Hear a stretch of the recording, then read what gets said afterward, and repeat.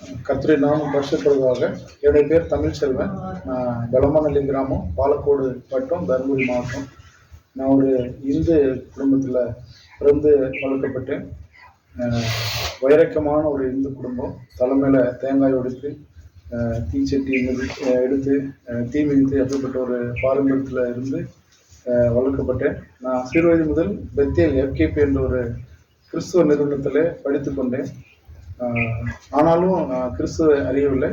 அதுக்கு பிற்பாடு பெங்களூர் பட்டணத்திலே வேலைக்கு சென்று சம்பாத்தியம் பண்ணி தவறான நண்பர்களோடு இணைந்து தவறான பழக்க வழக்கங்களில் ஈடுபடுவது, சம்பாத்தியம் பண்ணுவது, பணங்களை குடும்பத்துக்கு கொடுக்காம இது ஊதாரித்தனமாக சுற்றி கொண்டிருந்தேன்.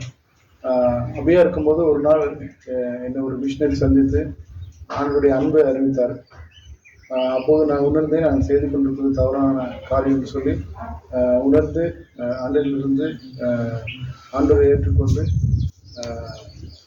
ஆலயத்துக்கு சேர்ந்து கர்த்தருடைய கிருபையினால் 2013ஆம் ஆண்டில் இருந்து முழு நேரமாக 10 ஆண்டுக்கு மேலாக கர்த்தருடைய ஊழியத்தை முழு நேரமாக செய்வதற்கு ஆண்டவர் உதவி செய்தார்.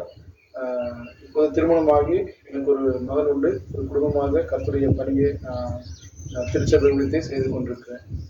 நன்றி.